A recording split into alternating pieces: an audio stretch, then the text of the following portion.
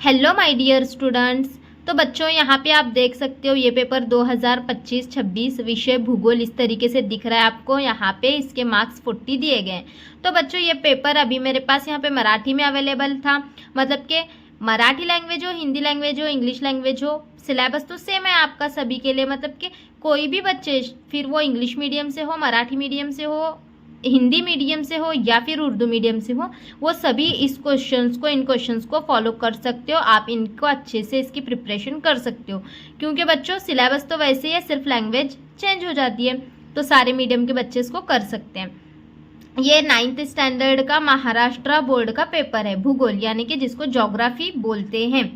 तो यहाँ पे देखो इंग्लिश मीडियम से भी बच्चे देख रहे हैं, तो उनके लिए भी मैं यहाँ पे बता ही रही हूँ चीज़ें, तो समझ के लो अच्छे से।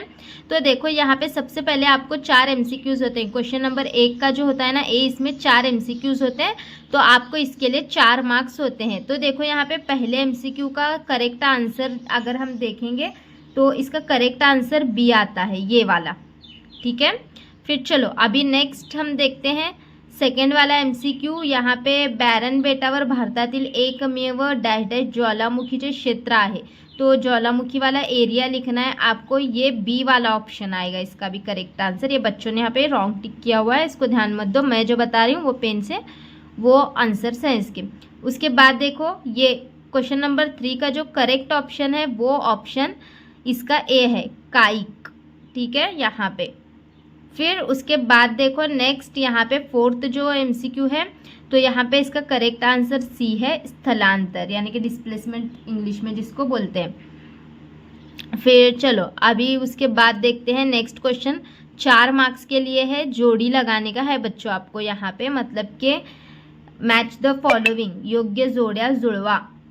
तो यहाँ पे देख सकते हो आपको जो उसकी जो है वो जोड़ियाँ मैच करनी है।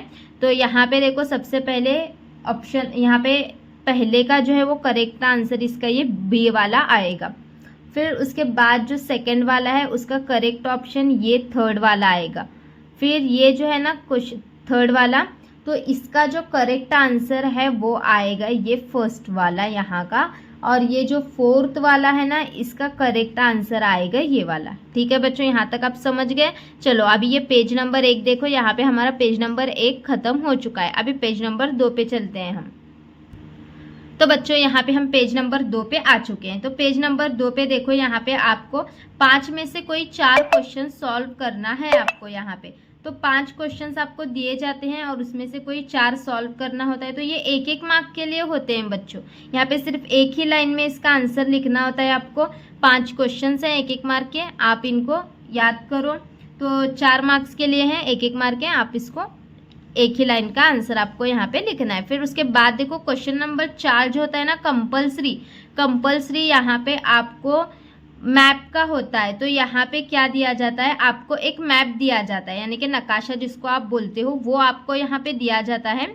और आपको वो देंगे आपको, यहाँ पे किसका बोला है देखो, यहाँ पे तुम्हाला पुरवलेल्या जग नकाशा, यानी कि पूरे दुनिया का नकाशा आपको दिया जाएगा, वर्ल्ड का पूरे मैप आपको एक दिया जाएगा, वो देंगे आपको, स्कूल वाले आपको देंगे यहाँ पे। तो उसके अंदर ये वाले जो आपको यहाँ पे कंट्रीज दिख रहे हैं, तो वो आपको वहाँ पे पॉइंट आउट करने हैं कहाँ कहाँ पे। पूरे दुनिया का जो नकाशा होगा उसमें ब्राज़ील कहाँ पे है आपको कोई एक मार्क करके दिखाना है, फिर भारत कहाँ पे है, फिर अफ्रीका कहाँ पे, दक्षिण अफ्रीका, फिर रशिया कहाँ पे और चीन कहाँ पे, ये आपको वहाँ पे मार्क करके बताना है। ये कंपलसरी क्वेश्चन रहेगा। इसमें ये 4 नाम आपको दिए गए, 5 नाम आपको यहाँ पे दिए गए, कोई 4 आपको वहाँ पे पॉइंट आउट करना है। फिर उसके बाद देखो नेक्स्ट क्वेश्चन उसी में आ वाला, मतलब कि इंग्लिश मीडियम वालों को बी होता है। तो यहाँ पे आपको क्या बोला गया है कि आपको यहाँ पे ये कोई भी एक मैप दिया जाता है और वो मैप देखकर आपको क्वेश्चन के आंसर्स लिखने होते हैं।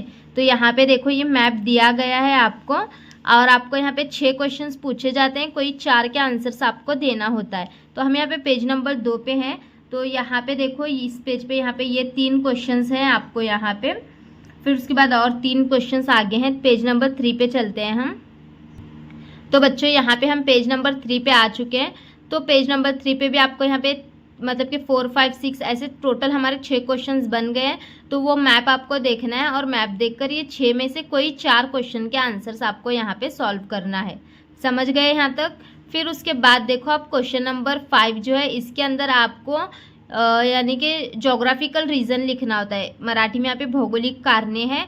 कोई 4 आपको यहाँ पे क्वेश्चंस दिए जाते हैं, उसमें से कोई 3 आपको लिखना होता है। फिर यहाँ पे देखो 4 दिए गए हैं और इसमें से कोई 3 आपको सॉल्व करना है।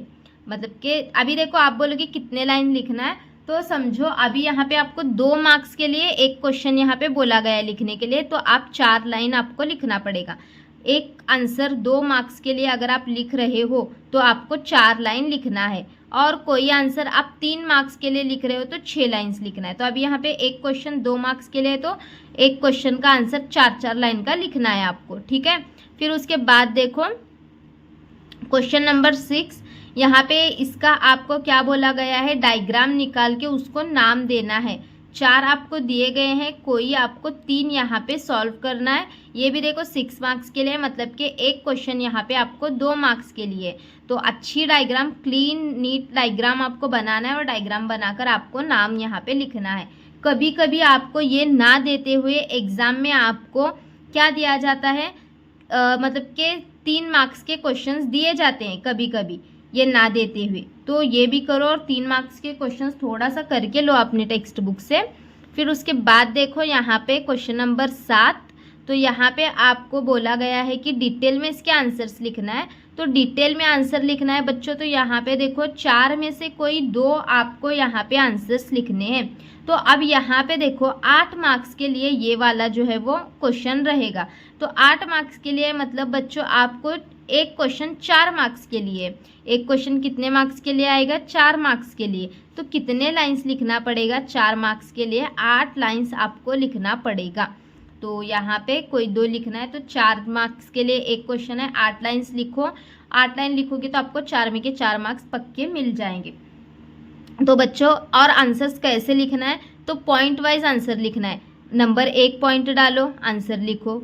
फिर यहाँ पे ख़त्म हुआ आपका पॉइंट, सेकेंड पॉइंट, फिर सेकेंड पॉइंट डालो, फिर उसका आंसर लिखो। तो इस तरीके से आपको वो पेपर में आपके प्रेजेंटेशन देना है, जिससे आपको आंसर आपका दिखने में बड़ा दिखेगा और मार्क्स आउट ऑफ आउट आपको मिल जाएंगे। ठीक है बच्चों, मैंने जिस तरीके से समझा है उसी तरीके से आप लिखना। और बच्चों ये पेपर की अच्छे से प्रैक्टिस करना, आपको आपका पेपर बहुत इजी जाएगा, क्योंकि ये पेपर अभी का फ्रेश पेपर 2026 का ही पेपर है। तो ये क्वेश्चन बहुत ज़्यादा इंपॉर्टेंट है, आप अपने एग्जाम्स के लिए करके जाओ, आपको बहुत ज़्यादा हेल्पफुल होंगे। और बहुत सारे बच्चे मुझे कमेंट में पूछते हैं क्या यही पेपर आएगा, ये नहीं बोल सकते बच्चों, क्योंकि हर स्कूल हर कॉलेजेस अपने अपने पेपर बनाते हैं। तो इसीलिए आप important questions as important questions इसको करके जाओ, इसमें से बहुत सारे क्वेश्चंस आएंगे, तो आपके लिए मतलब हेल्पफुल ही है ये वाला पेपर। तो इसको अच्छे से करके जाओ, ठीक है बच्चों। और नेक्स्ट आपको वीडियो कौन सी चाहिए मुझे कमेंट में ज़रूर बताना। तो चलो बच्चों, मिलते हैं बाद में, बाय बाय।